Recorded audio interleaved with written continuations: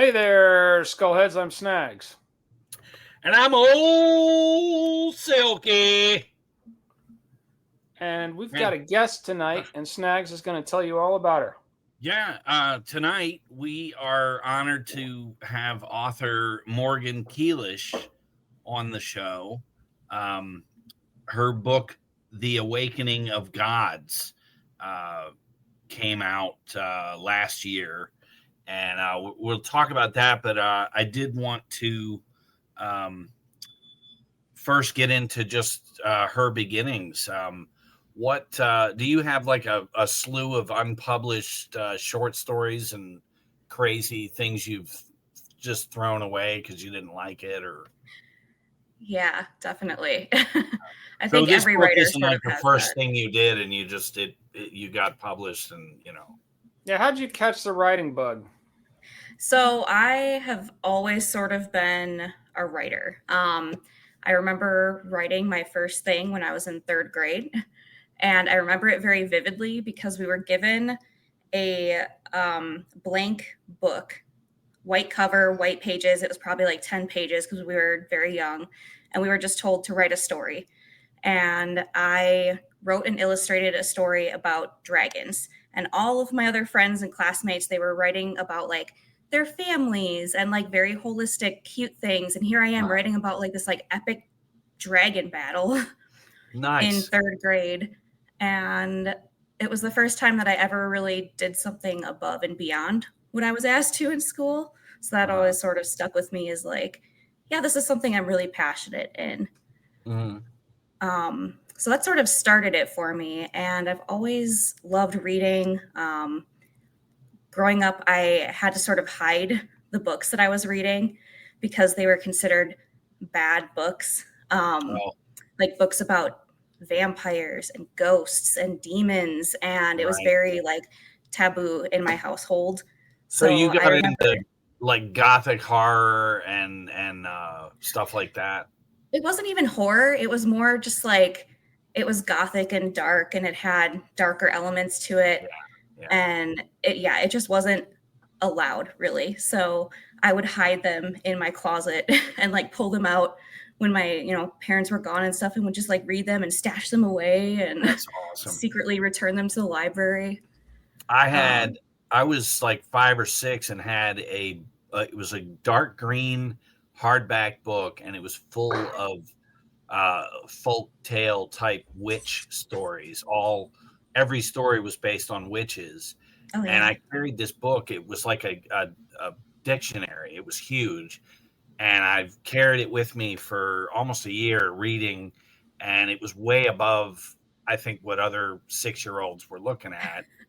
But and I remember my mom would go to parties and drag me along, and I've got my book, and people would be like, "Are you actually reading that?" And I tell them all about these witches, and to this day, if I could somehow find that book, it would be incredible. But That's awesome. Got to try to hit up some thrift stores or something to find some. Well, what you need to do is get on AI and start feeding facts about the book, right? And say, I'm trying to figure out what book this is. And it was just a giant collection, an anthology of witches.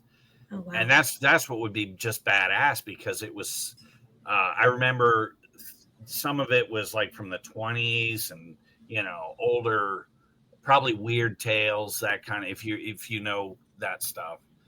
Yeah, that's fun. But, so were there any authors you found yourself kind of getting addicted to, Morgan, when you were in this phase? Yes, all of them. A lot of the, I guess, young adult authors that wrote a lot of like fantasy romance or the vampire romance. Of course, I went through my Twilight phase when that was really popular in high school. Yeah. And so Stephanie Meyer was like, of course, a big name in my history. Not so much anymore, but back in that time period. And J.K. Rowling, too, at that time. Just loving the fantasy elements. I didn't want to read anything that was realistic. So nothing that my class wanted me to read. Nothing that Sure, the teachers wanted you to learn from, but all the fun stories and different epic tales. Cool. Yeah. My I know when Twilight came out, it was like the pretty vampire people, and I worked with people. Everybody was reading the books. My sister-in-law set out to watch all 6 movies or 5 movies, whatever it was. Then my wife started watching them, and I just rolled my eyes. But even any book that comes out, it may not be great, but if it influences new readers, I can't hate it as much as I'd like to. Definitely. My wife read all the Harry Potter stuff, and the final book apparently is just really disturbing. I'm not big into it, but apparently the finale is pretty disturbing. Everything J.K. Rowling has done is she is like an exceptional author. I've like literally I was a courier, and I was delivering one day, and like book 2 or 3 had come out, and every house I was dropping stuff off at, here's this damn book. And by the 4th I'm like, oh my God, I bet every delivery has, and damn near every delivery I had that book included. And one woman is there, she kept her kids home, and they're going to read this book. And I'm just like, what the hell is going on? And I got home, and my first wife, that we never talk about on this show, she had that book, the first book, and I was home hours early, and I'm like, let me read this dumb idiot book, and it was smaller than the other ones. Her books got bigger as she went, but I started that first Harry Potter book, and I literally was almost 80% through it by the time the headlights went across, and I knew my wife was home. I was like, and put the book away like I wasn't reading it. But that book just grabbed me. It is surprisingly good, alarmingly so. And but apparently the last book is really disturbing. So we're hanging out. She's starting to read the last book, and I'm like, I'm gonna go to bed. I'll see you in an hour or so. I get up in the morning. I come reading. Out. No, she's passed out on the couch, empty bottle of scotch next to her. Oh, fantastic! And on the last page of the book, it's like she was, and apparently everybody dies or something. I don't know. I never read it. Yeah, some key characters die, and I think it's a way, and we can ask Morgan. There's a point where that, like let's say J.K. Rowling is sitting here. There's a point at by book 7, you're like, okay, I'm done. I don't want to do this anymore. Clearly, she wanted to get away from it.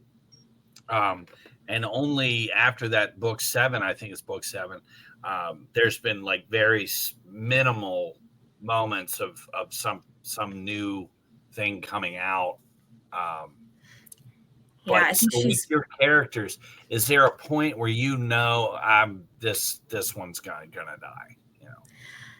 There was, especially for book 1, I knew what was going to happen, of course, as you're writing and plotting things out. Sure. I knew that there was going to be a major death that plays a big role in our 2 main characters. And the second book kind of leads into the consequences of that and how they deal with that loss and how they grieve, and leaves them in sort of like a darker place to sort of then try to find the light in everything.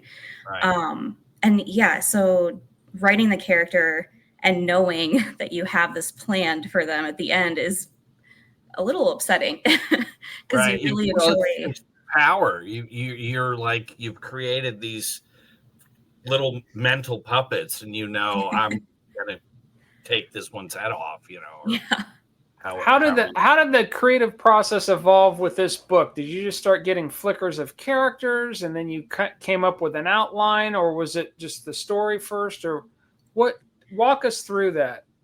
Yeah, so it's probably a little bit of a unique situation, but so in 2023, I was sick. I had the flu pretty bad, and I took a bunch of NyQuil and went to bed very early, and I had this crazy dream, and the dream ended up being most of the plot of the story, the entire storyline, not just the first book, but scenes from chapter 3 are in there, from book 3 are in there, and nice. It was very interesting. Like, I woke up the next morning feeling so much better and just started writing everything down. And I'm like, I need to go back to bed. Like, I need to give me some more NyQuil. I need another fever dream, damn it. Yeah. Right. That's awesome. So I always joke and say I'm not sponsored by NyQuil yet, but maybe someday. Right. That is a more awesome and entertaining answer than I ever thought I was going to get. That's pretty cool. Yeah. Came to you in a dream. Wow. So let's talk about more of the beginning. You'd written, you maybe kept journals and things, or short sort of ideas maybe. At what point did you start shopping this book, or how did that come together? So for this one, it was very much, I just started writing out everything that I could remember from the dream and putting it into an outline, very loose outline. And then I started writing the scenes that stuck with me the most. So it's not a spoiler to say, in book 1, chapter 1, Alana, the younger sibling of the kingdom of Adrithia, she is chosen as the heir. And that crowning ceremony was one of the first things that stuck with me from that dream. So that was a vivid picture in my mind, like her standing above the crowd and having everybody, looking at her and expecting her sister to have this crown. But then when she gets it, mass chaos. Yeah. I'll tell you about that, Snags. So they have like a once in a generation quest, where the representatives from each part of this continent of Astrellia get chosen, and they go to this area called the God's territory, and they have to basically prove themselves to the gods through different feats or tasks, and then the gods will anoint that person with something representative of who that god is, and so each generation, these people grow up, these princes and princesses, and they're groomed to then go on this quest. And so at this crowning ceremony, everyone's there, and this phoenix comes out of the sky. I was almost picturing the hat in J.K. Rowling's, deciding who goes to which house. But anyway, this phoenix comes down. It's all on fire and very. You're like, oh shit, I'm gonna get burned to hell.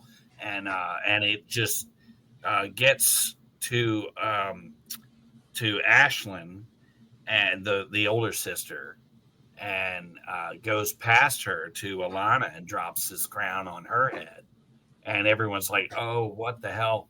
And that starts the book, and I was hooked right there. I was, "Oh, this is great," because it just goes against everything that everyone's expecting. And, as I will say, as I read this, I was,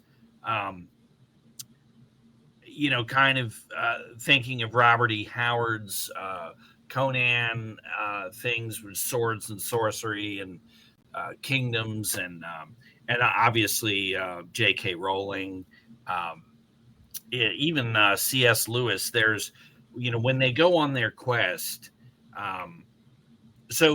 Just so we don't lose, the siblings grow up under the mother's watchful eye. They're stealing sweets from the kitchen and sneaking away from the castle at the very beginning, and then you have this crowning ceremony. There's a guard named Arik or Eric. Arik. And Arik is like a small character at the beginning. He's like their guard, and Alana and him kind of have a little secret romance thing that they don't really ever take much further than a kiss or whatever. But he wants to take her away, and she's like, "Are you fucking kidding me? I've got to go save the land here. I got to represent the kingdom." And so she goes. Her and her sister, they leave in the middle of the night, and they go off. The older sister's the one who's been training and fighting, and so she's more experienced, and that's the whole contrast. Where much like Bilbo Baggins is not a warrior at all, and he goes on this quest and doesn't quite know which end of a sword to hold, and here it's thrust upon her to go and take on this quest and everything. And so I that was where I kind of made my Tolkien connection. But it's what's great about this first book is it's so unique. You can make little references to other things, but she Morgan manages to kind of navigate through the cliches and tell what I thought a very honest story. It wasn't like somebody who just unknowingly is just channeling something they've already read, and it's too much like something else. But so tell us about the process of so you told us about how it originates in a dream. You kind of start a loose outline, you start writing the scenes that are most vivid in your mind, and then how did the writing process proceed from there? And while you're talking about that, fill us in a little bit more on the story, how it unfolds from where Silky kind of left off. As much as you want to reveal, don't drop any spoilers you don't want to drop. Definitely. So once I had an outline, I really wasn't sure. I've written stories before, and I've never done anything with them. I've participated in something called NaNoWriMo, National Novel Writing Month, which is in November, and you basically try to write a novel, 50,000 words, in 30 days. And it's a big endeavor. I've done these things before and never done anything with it. But this one felt different. When I had everything written out, it felt more complete, and it felt very, very much like the story needed to be told. And it was sort of an internal thing. It was pulling you. Yeah, it was. And I wasn't really sure how to move it along. So I ended up sending the first couple of chapters to my best friend and just saying, I don't know what to do with this. Should I keep going? Should this live on Wattpad or something as a fan fiction? I don't really know what to do with it. And she encouraged me to just keep writing. I mean, that's the first thing you have to do, is just keep going with it. Wow. And kind of in a threatening way, she's like, if you don't write it, I'm going to come over there and put the pen in your hand and make you write it. So it was great to have that bit of encouragement and threat to keep going with it. So did you have other beta readers, or just kind of with your one friend? And it was just her. Okay. And how long did it take you to get the whole thing? Oh, now my dog's barking. That's my dog, Charles Bukowski, everybody. He's barking in the background. Uh, How long did it take you to from the night you had the dream until the novel was finished, where you felt like it was ready to be read by other people, the general public? Like, how long was that period? the writing process was 5 months, which was pretty quick. It took me longer to figure out how to self-publish than it did to actually write the book itself. I didn't know how to do any of this. It's not a skill that they teach in school or anything. I didn't have a mentor. I didn't know anyone else that has ever written and published their own book.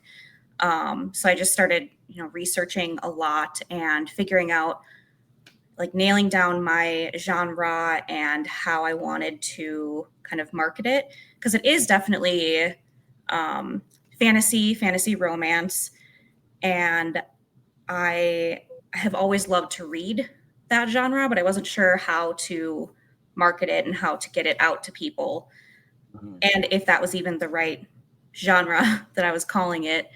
But after doing some research, yes, it was correct, and I was able to kind of move forward with the indie publishing option as opposed to the traditional publishing. And so you did. I'm assuming then the Kindle Direct Publishing.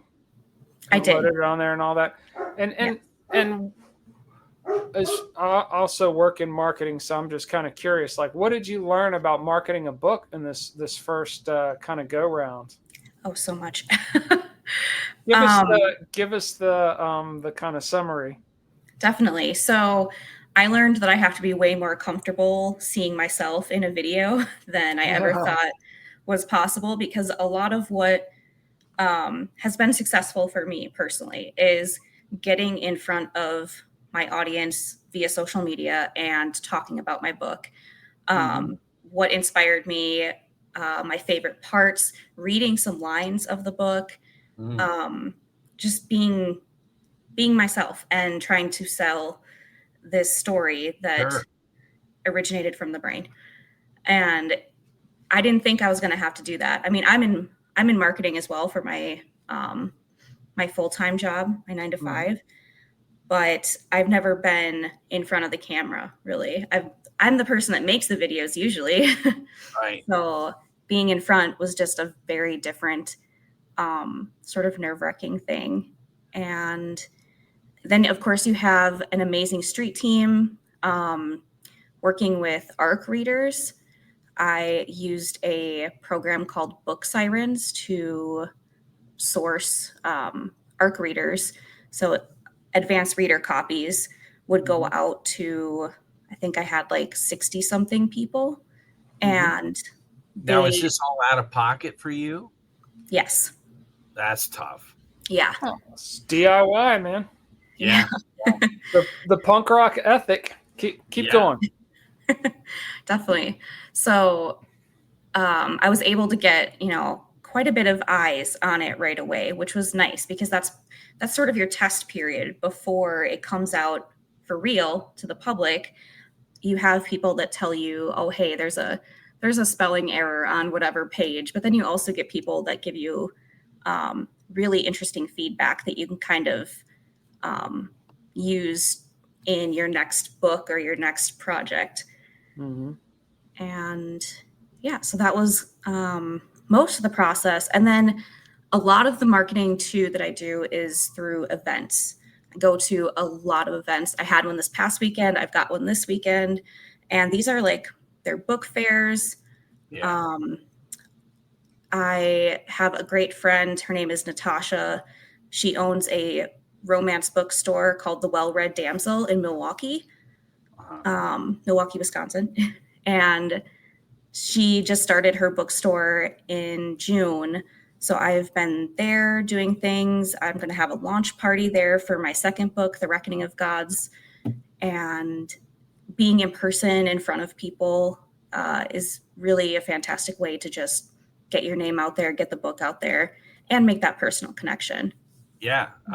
Did any of what was in our second episode relate? Were you able to relate to what the Paces had gone through? Yeah, Because definitely. she has like I think 10 books, and a few of them I felt are like really good. Almost they could be made into movies, and much like the scripts that Snags and I have done, and we dabbled, and the problem is you don't have Tom Cruise in it, and it just doesn't go anywhere. So we Yeah. weren't even at that point. We were like, please read it. But it's interesting to hear. You're doing the same book fairs and things. Have you? I imagine, like, just sitting there, you'll get some genuine people, and you get the weirdos. That have you had to handle any of that yet, or? You got any fanatic fans dressing up like your characters? And No, nothing like that yet. You definitely get the interesting people. Yeah, they come off a little too intense. Tell us some of those stories. Oh, I've had just a wide range. I did a signing at a local bookstore, and it's a very cute, like, coffee shop bookstore setup, multiple levels. It's absolutely adorable. It just attracted a very interesting crowd. And I could tell right away that they weren't necessarily my target audience, but I was still talking to people. I was getting the book out. I had several people yelling at me about the price of books nowadays. Wow. And just saying, like, oh, I remember when books were $5 and you could get a stack of books for $20, and I used to go shopping for books all the time. And I'm like, that's awesome. A lot of those authors probably were traditionally published and could afford to do that. But yeah. I'm looking at your book on Amazon, print length, 446 pages, retailing for $17.99. I mean, you get almost 500 pages. That's not correct. There's nothing wrong with that at all. The argument is, hey, if I'm going to write, I need to be home, so I need to make money. But people in this industry now, I think with Kindle and personally, I mean, I'll admit, if I want to read something, I just buy it. But I also look at those 99-cent books and the sale items where it's marked down, and I'll get stuff randomly that way. But at the end of the day, I would never tell an author, "Oh, your book's too expensive," And when we had the say, you know how long it took to write 446 pages? Well, there's a great come on. There's a great I guess it's not a meme, but you've got an artist who paints these amazing paintings, and the guy says, can you cut me a deal and do a horse? And then the guy turns around and just does a stick figure and hands it to him, because he doesn't want to pay him for the art, Yeah. You got 99 cents, I'll write you a haiku. How about that? Yeah. But no, the pace is just, I don't know that they're going to do anything else, because they really kind of hit a brick wall. They were Tule, Tule. It's like a romance thing. And what the whole romance genre is not, I'm not their target audience at all. If I'm on my own, I'll read a lot of books for this show, and but I think left to my own, I'm reading like detective stories and like noir type, police procedural type, and murder mystery stuff. But I've read so many different things. It's nice to take a break from that obsession and read like this.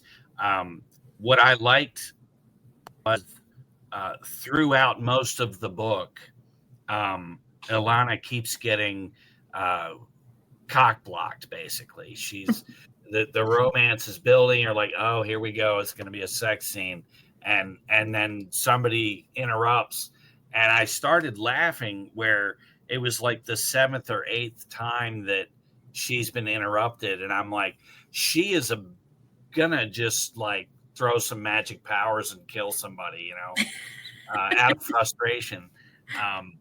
So it was, I found that ongoing thing. I enjoyed, I just thought that was funny. Like, what if she just doesn't get laid in this first book, it just cracked me up, but Definitely. but there was so much more adventure and different things. There's a scene, where they journey to Harold's Hill, and they get shelter at this inn. And in my mind, it was like a Hammer horror. Are you familiar with those?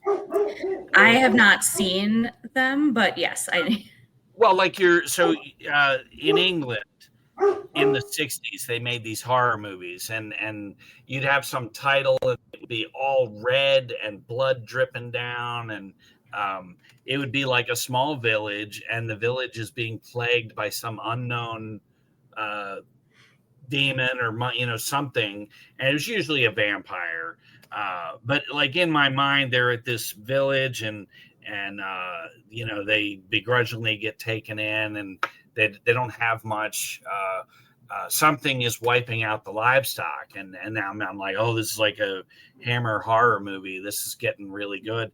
And it turns out that there's a scorpion, a giant baby scorpion out in the woods, wiping out anything that moves, basically. And the two sisters go out there and kill this thing. And it was only a few words, but Alana, she's like a healer, and she works with herbs and stuff, and medicinal, that's her passion, is the whole medicine and stuff. But she gets this scorpion venom and stores it away just in case, and you almost forget that she did it. And then later in the quest, the journey, this guy that's a real asshole, you don't like him at all, he gets poisoned, and she's got this venom, and but that I think that's what led her getting picked by her god, the two god, these forgotten twin goddesses anoint her with light and dark power, and so she gets chosen by two gods, and which I was like, oh yeah, now she's going to be bipolar, and but it was just so different. I really enjoyed that. It wasn't like anything I'd read, but I did like the one point she does in here.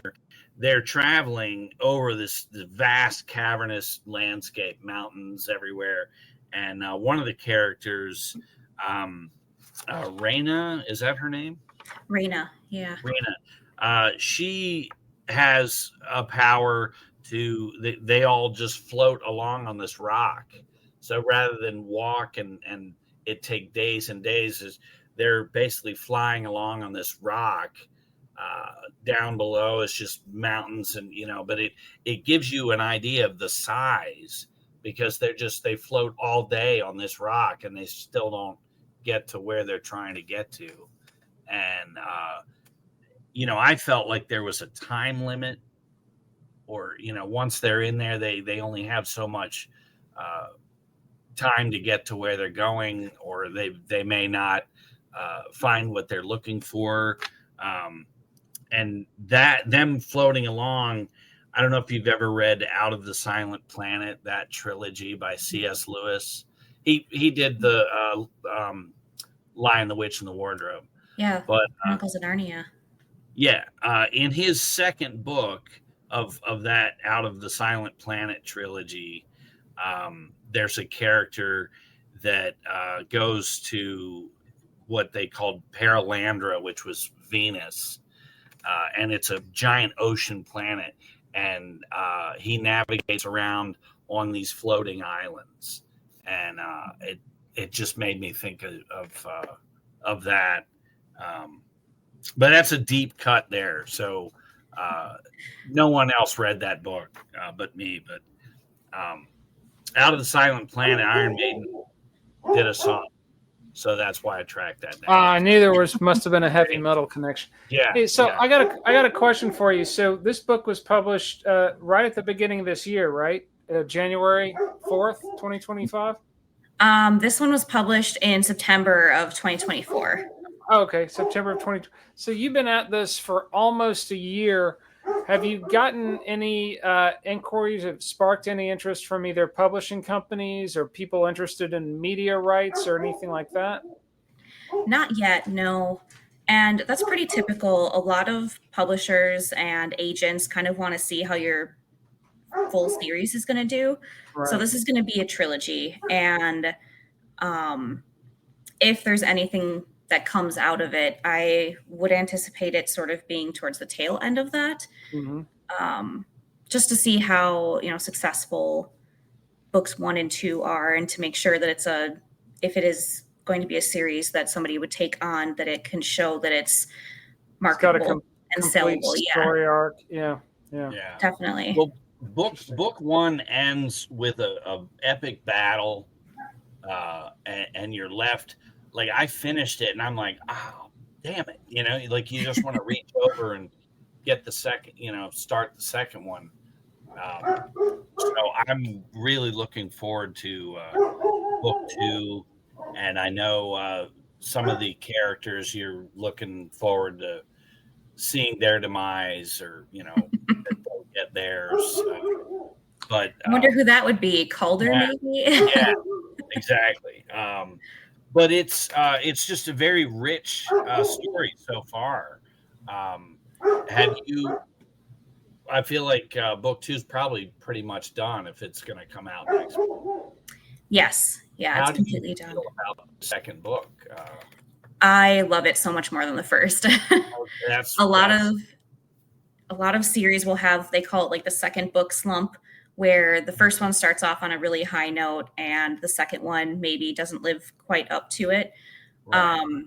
I sort of think this is the opposite situation, where maybe the first one didn't start as strong as I was hoping, but the second one blows it out of the water.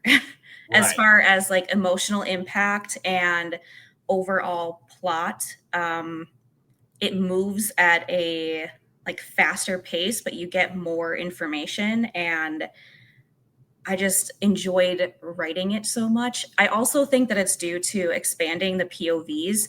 So in the first book, I only had Alana as a POV character, but now in book 2, it's Alana and her sister Ashlyn. Yeah. And Ash is my favorite character, so I really loved getting into her mindset, to write things from her perspective, and she goes on a very fun journey that is separate from Alana, that has a lot of character growth and development for her. And I think that really helps elevate it. Yeah, she's a real badass. And so like, you take series books, the Harry Potter books, even Lord of the Rings, with book 2, you don't have to do all the introducing and the backstory. You just jump right in and you go. And those, to me, the second book is always more entertaining, because you're not having. In the cinema, the classic example of that is Empire Strikes Back. I mean, that's the best Star Wars movie. Yeah, Godfather Part 2. Yeah. So we asked you about negative, weird experiences, and we heard the story of the people whining about the book paying you what the book is actually worth. What about positive experiences? Just haven't been out there meeting fans, and you have any interesting stories or highlights that you kind of cherish so far from those experiences? A lot. I think the Milwaukee and southern Wisconsin is a pretty tight-knit, close community. And I have sort of been able to meet a lot of people, a lot of readers in this area. And 99% of them are just wonderful, fantastic people. One of my street team members who is going to help me promote the second book, and I send like a little PR package to, I actually met her at an event, and she came up to me and gave me a big hug right away and just said like, "Oh my God, I love your book. It's so amazing." And she waited in line at this event for, gosh, I don't know, 45 minutes or so, just to like make it to my table to say hi. And I just thought that was really, really special, because I had only communicated with her through Instagram before, just DMing back and forth and getting to meet her. And I knew her right away because she has bright green hair. I like saw her in the line. I'm like, I think that's Christy. And then when she made it up to me, I'm like, yes, it was. That's cool. So some of these people, they read constantly, and either social insecurities, or they're more comfortable reading a book. And so to meet you, even though you've only written one book, you are someone that they've left their house to come see. It's a big deal. Definitely. I know just with the Paces, some of their book signings, these people, this was their world. They go to these things religiously.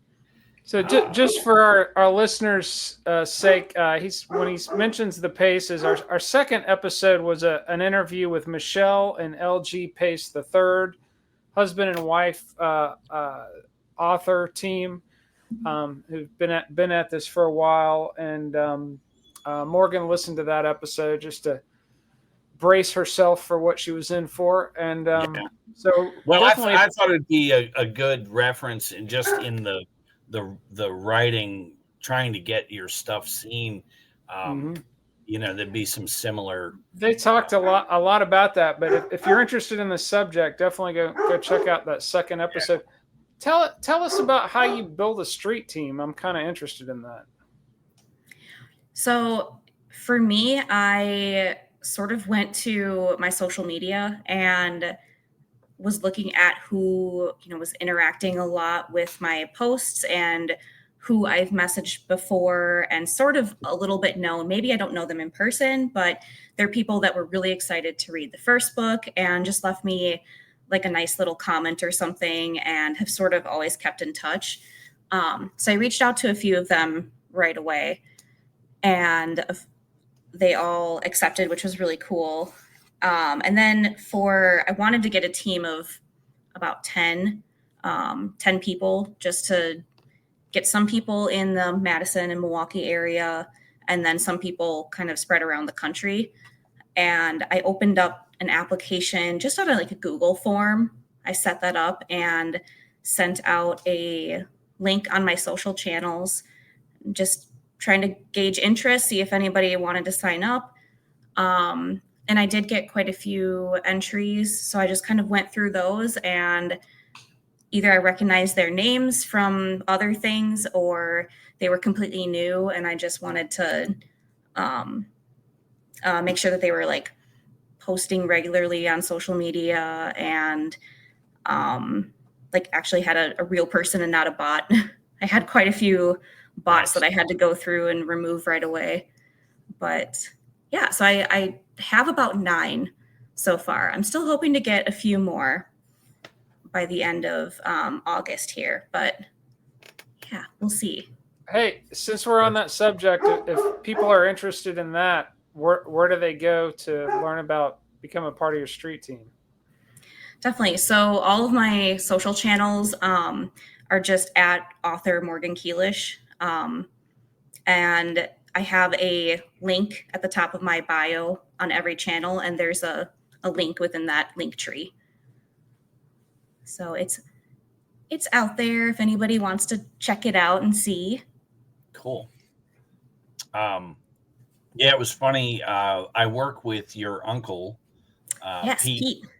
and he's like started to read that first book, and I'm like, "Oh, what are you reading?" He said, "Oh, my niece wrote a book," and I was like, "Oh boy." He goes, "No, it's good," and I'm like, "Well, you're gonna have to say that no matter what," and I was giving him shit, but he's a very quiet guy, but he's just such a, a great guy too. But he doesn't Yeah, say he's much, awesome. so I always try to poke the bear a little bit and get responses. But So I think the what's end of that? that. So he told me, Silky told me that story too. But then the third part was, and then I read it, and then it actually was good. Yeah, yeah. But I think he was nervous last night because he said it shows tomorrow. I'm like, yeah, and so it was just I could see he was like, oh God, worried for you, But I said, no, Oh, we'll be nice, I promise. But he's a good guy. I yeah, love Pete. so once you meet him, you'd be like, man, that's a cool guy. He's got long hair, Snags. Remember hair? like we used to have Yeah, before the balding set in. for Yeah, the stress and the yeah. you know. Well, I think it's old age, but Anyway, um, yeah. So book 2, when does that come out? September 18th. September 18th. All right. Yeah, almost a month from now. Uh, how is it just as long or longer? It's quite a bit longer. So book 1 was 128,000 words. Book 2 is 141,000 words. So in paperback form, it's about 500 pages. That's So, great. yeah, you're quite a laying bit. down some epics here. That's awesome. Yeah, definitely. At times I regret writing so much, but when it comes to the editing part, then you have to read, Yeah. your first draft. Tell And us it goes about on and that. on. Like have you had to remove? Was anything taken out that you really regret? I know sometimes, like Stephen King they'll edit the shit out of something. Probably not so much anymore. He writes whatever he wants now, but some authors will take something that was removed and they'll save it and put it somewhere else, because they felt so. But has that happened? Yeah, I have. So when I'm working, I usually keep my main document open on my main monitor, and then I have a second monitor of a bunch of different stuff. Usually it's a Google tab with random things open, like where can you get stabbed but still survive? Oh, nice. I have a That's lot of important. weird search results. I'm probably on so many watch lists. They need to have like a separate Google just for writers that need to know these things, but Yeah. don't I want had to get a- in trouble. I had a coworker. This is very short. I had a coworker who had a cousin or a family member who was doing a master's thesis on terrorism. Oh, FBI. boy. The FBI Wow. showed up at her doorstep and said, "We need to talk to you about some of these searches you've been." This was back in the '90s. God. Yeah. Anyways, Wow. so that hasn't happened to you yet. No, not yet, Yeah, thankfully. that's No, she's I looking up how to kill a giant scorpion, and Right. it's very important stuff. Yeah. Yes. Yeah. So keep tell us about the process. You got all your research stuff on one monitor. You got your main document.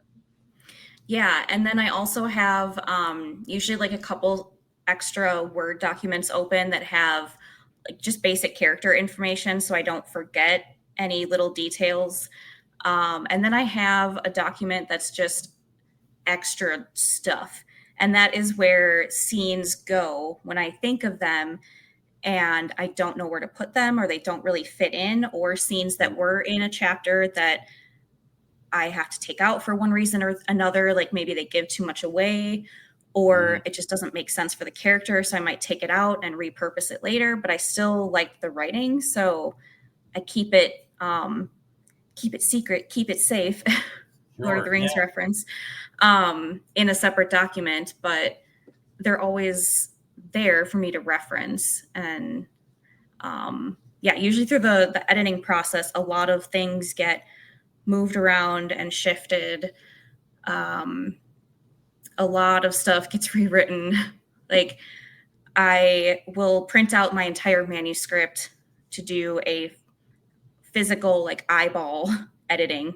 So it's a stack of paper, probably, a couple inches high. And I just go through with a pen and then a highlighter, and I just mark it all up. And then I put that into my Google Doc and refine it. But that's sort of the couple steps there. And then I have an editor come through. And you do have an editor. I do, yes. And clean up and polish everything. It's good to have just another pair of eyes, for sure. Yes. Yeah. Absolutely. So did you outline the entire trilogy before you finished the first book? Did you already know how book 3 was going to end? I knew how everything was going to wrap up, but I wasn't really sure about a lot of things in the middle. So that first book I had written, plotted out really soon after that dream, that first couple of days. The second book I plotted right after finishing the first book, like the actual writing process. And my reward for finishing the editing was to get to start on book 2, because the editing is my least favorite part of the process. Yeah. But so book 2, it was sort of plotted after that. And the third book now I'm working on plotting currently. So once that's done, I'll start the... Are you sure it's just going to be a trilogy, or could it be a longer series like the Chronicles of Narnia? Where are you open to this continuing, or are you set that it's just going to be a trilogy? So the main story is going to be for sure a trilogy. There is, however, another story within the world that I want to tell, and that's for a character that gets introduced in the second book. And that is probably just going to be a novella at this point. Like, I'm thinking maybe 40,000 words, which is like, I don't know, probably 100, 150 pages. And it's going to be very, very short. And it's just going to tell like some backstory, a little bit of history about one of the characters that you hear about. So when people start whining about you charging for what your book is actually worth, say, I got a shorter one coming out in a few years, it'll be a couple dollars less. Yeah. Check that one. So it's cool. So you've created this, because if you're into reading, you just buy the book. If you're going to bitch about it, then go read read the newspaper. They still have newspapers. So you created this world that you could keep going back to this creative well. I think that's kind of cool. You're kind of open to just, when inspiration strikes, maybe another story in this world, especially if it's resonating with people. I mean, that's really cool. Again, Stephen King, from his very first book all the way to now, over probably 60 novels, with each book, he's added some. There's definitely a Stephen King universe where some books connect. Some characters will show up in another book, and you're like, oh, wait a minute, who is that? And you realize, oh, that's the sheriff from this book. So as you write, I think it's very cool to keep it all somehow connected. Definitely. Yeah. And I'm no Stephen King. He is an absolutely amazing author. That would be a dream to be able to write like that someday. Yeah. But yeah, I mean, I love connecting things. I have put breadcrumbs in the first book that I have connected in the second book. And then there are some things that are still lingering for the third book. Yeah. And it's fun to see if people figure it out. Are people going to guess it? Are people going to theorize about this? I've gone to a few book clubs where they have read my first book and have talked about it and asked me questions. And there are so many times where they're like, so this character, such and such, they're awful, and are they better? Is there a reason why? Like, do we get to know about it? And I'm like, just keep reading. Like, you have to wait until book 2, but I'll tell you, without even reading book 3 yet, each book you write, you're gonna get better. You're gonna the experiences you have with this first book, by the 3rd or 4th or 5th, you go, well, I would never do that again. You know, you just learn as you go. You know, it's exciting. You know, I can't wait to see where this goes. You know, I can't wait to look back on this book in 10 years and be like, wow, that was that was 10 years ago, and everything is so much better now. I would say most authors probably do that. They cringe at that first book. Oh my God, you know. Definitely. But anyway, do you have anything else that you're? I mean, you've got this trilogy. Are you looking past that to? Yeah, what about outside of this world? Do you have any writing inspirations that are other genres that you want to maybe attack? Or yeah, there's I have 2 very strong story ideas that are completely separate from this. One of them is more of a like I would call it like a gothic romance almost. Still with fantasy elements, but there's like vampires and stuff in it, but more like dark and spooky vibes. Then there's a suspense story that has been stewing in my mind, and like a mystery where people don't have their memories and they're like trying to figure out what happens. There's like a group of people that like one person goes missing.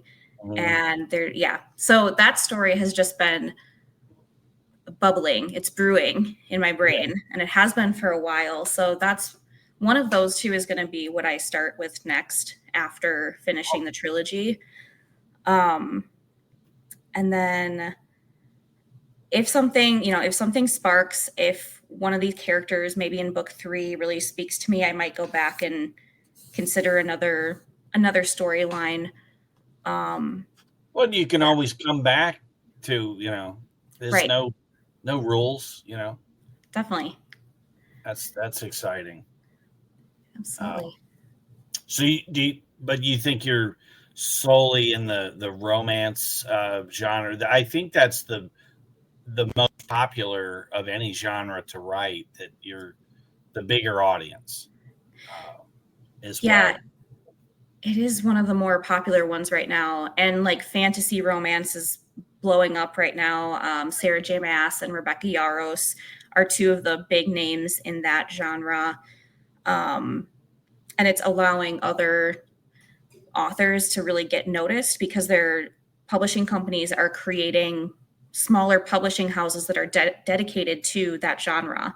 I think it was either Macmillan or Penguin Random House just started a new smaller like publishing umbrella, and that was specifically for romantasy, which is kind of cool because it gives a lot of new authors that opportunity. So would there be any romance in the thriller that you described, or would that just be definitely a separate genre? I think that's definitely going to be a separate genre. And what I might do is write under a pen name for that one to keep my fantasy romance part separate. Are they strict with you about don't just write a story about a sailor on a boat and not? Well, I mean, she's self-publishing, so there's nobody to be strict. There's nobody to be strict with her about it. She's free. Yeah, it's true. I can do what I want. Yeah. Okay. So yes, that I was wondering if you had any, but obviously you have somebody giving advice like, well, this would be the better way to go, or right? Yes, peers. You have peers out there, but I haven't made a ton of other author connections. Okay. I know a bunch of readers, so Right. getting their feedback is very important to me. Yeah, and I would say that would be more important than some other. I would be wary of other authors. The cool thing about not using a pen name for the different genre is you're just showing how versatile you are as a writer. You know what I mean? That's true. Yeah. So, I mean, even Stephen King used a pen name for a while, and then he got busted, and what was the point? Yeah. But Well, for him at the time, he had like 5 stories, and they're like, "Look, we can't." he was writing too much. Yeah. We can't flood the market. And he's like, "Well, I've got these stories, All right. You should call it your Stephen King podcast. It was very interesting. You should call yourself Richardinia Bachman. Yeah. What his pen name was? Richard Bachman. Yeah. Yeah. So you should rip that off. If you go through our 108, Regina Bachman. There you Regina Bachman. Yeah. No, our Star Trek episode was the most abstract. We really lost our focus. We got way off. We had a couple. Yeah, we had some. Way off. Who was the guest on that? Was just Mike? I don't right? remember, but yeah, we ramble sometimes. Yeah, it's okay. But no, our goal really is with each guest or each show is like just a phone conversation. No big pressure or anything, But this has been very interesting, and I look forward to book 2, and seeing what these other stories end up being. It's exciting. And you're up in Wisconsin now. I've got a friend in Waukesha. Okay. If that's close. I don't know if that's close to where you're at. Yeah, that's probably 45 minutes, an hour. Oh, okay. So yeah. Yeah, that's cool. Very cold up there in the winter. It can be. Yeah. But I like it. I don't like the heat. We've had corn sweat. I don't know if you've ever heard of that before, but it's a Midwestern phenomenon that happens when it gets really hot and the corn is starting to fully mature. It releases more humidity. It sweats, and then it basically makes your area way more humid. So we've been in a corn sweat phase. See, Snags has had porn sweats, but that's a whole other. That is literally what I thought she said. And I was cracking up. I was like, what? What is this? See, I know where your brain goes. Yeah. Not like yours at all, I'm sure. No, not at all. Never. That's hilarious. Anyways, yeah. So no, I just find the whole creative process interesting. It's fascinating to me how artists create, So Definitely. This has been great on that level. No, I feel like you're on the right path, though. You've got things in place, and it sounds like a good groundswell of readers. Just keep feeding that fire, Absolutely. Yeah, got to keep writing, keep dreaming. Yeah. Well, at some point, you're able to stop with the 9 to 5, and you can just, is that a goal for you, or do you think you?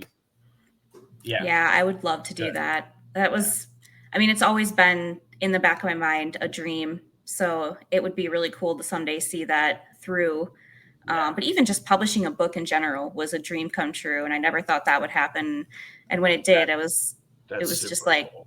Wow, things are coming together. It's really weird. That's a hell of an accomplishment. Are you happy with the sales so far?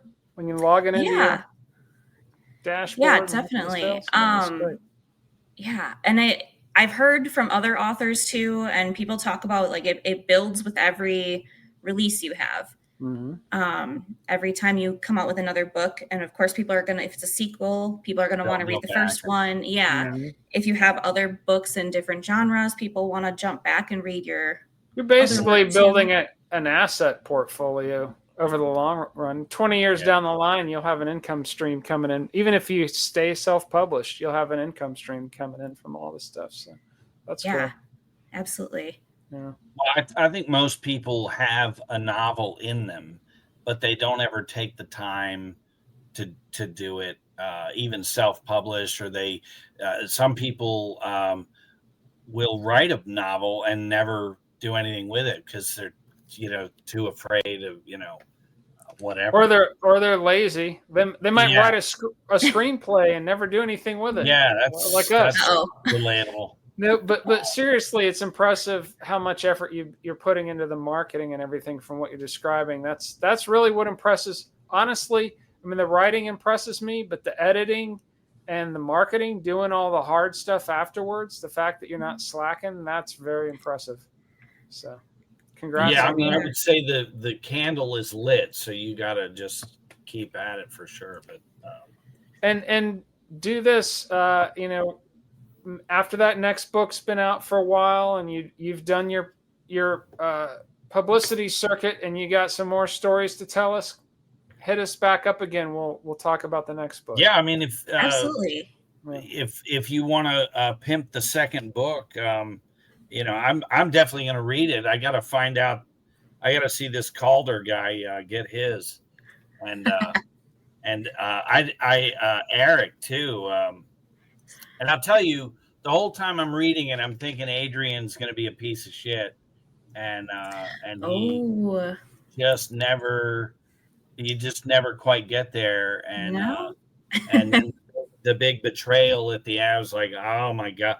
So I love when I'm wrong because I tend to, movies and book. I tend to guess before it ends what, So it's frustrating when I nail it 2 chapters in, and you get to the end, and that's how it's like.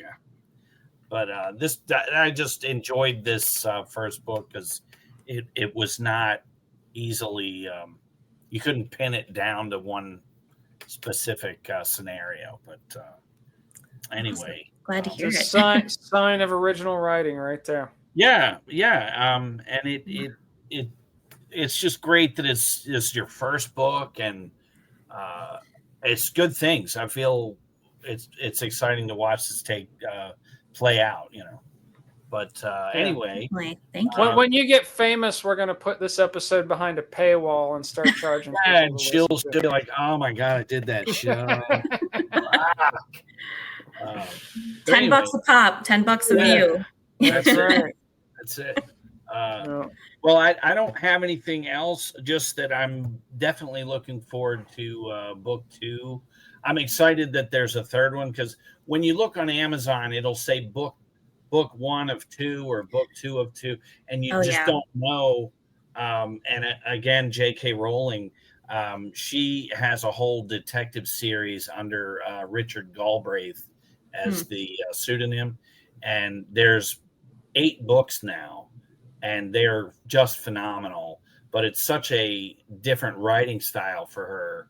So when you read it, you feel like it's a different author. What's the point of the pen name if people know it's her? And here's the thing: is I'm on these Amazon things, and this first book comes out by Richard Galbraith, and I read what it was about, and it's this detective who's missing a leg, and he's struggling as a detective, and you're reading it, and just the description is rainy and wet, and his legs aching, and just you can almost smell the room.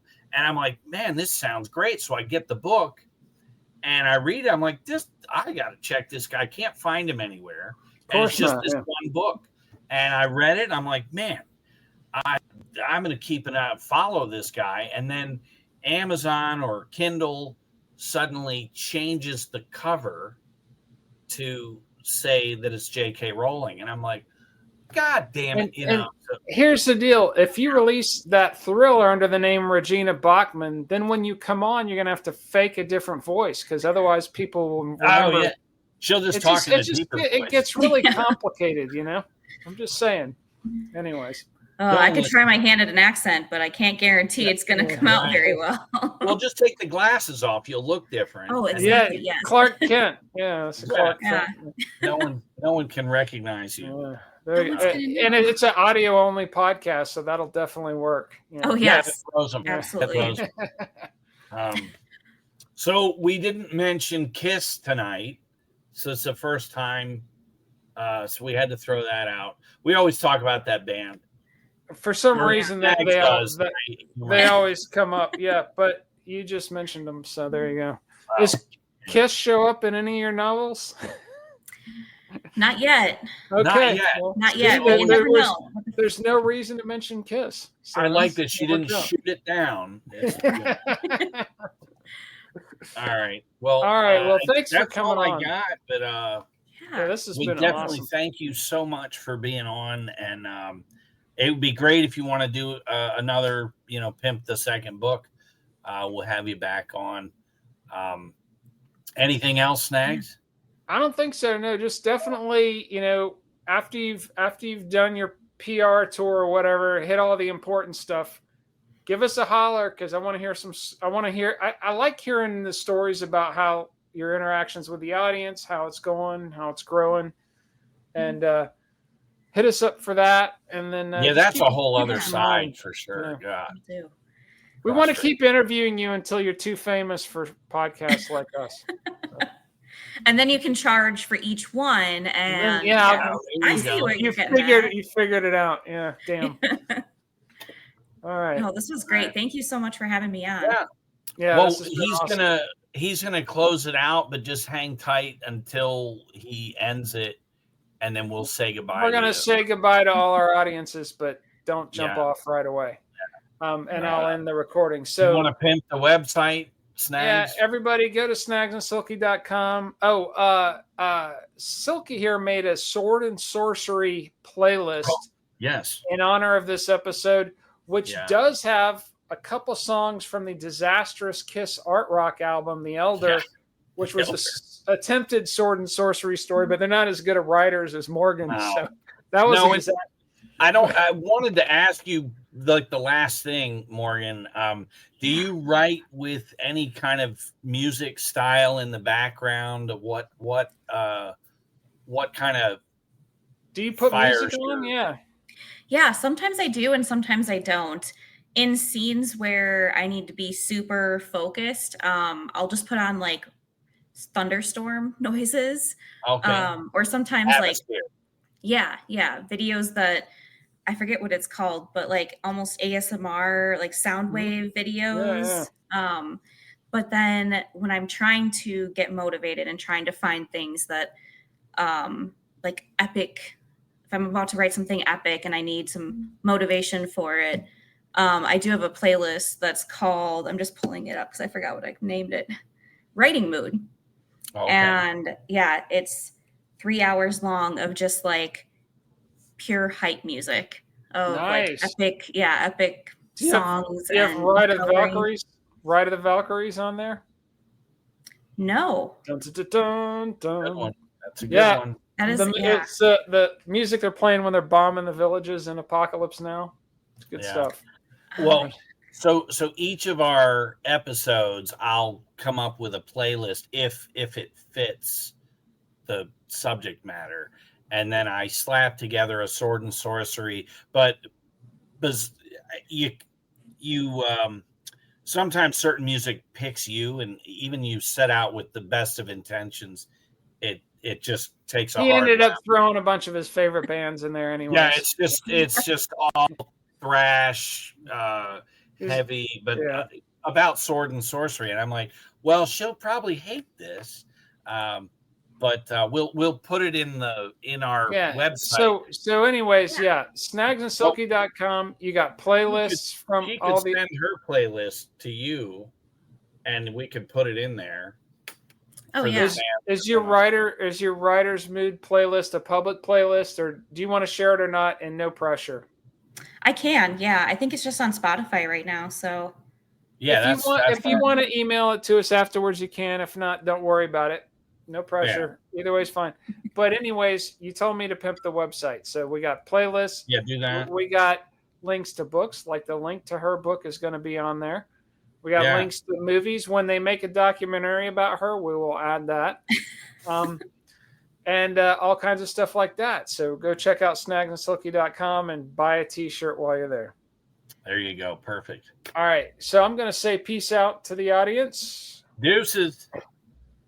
Bye, everyone.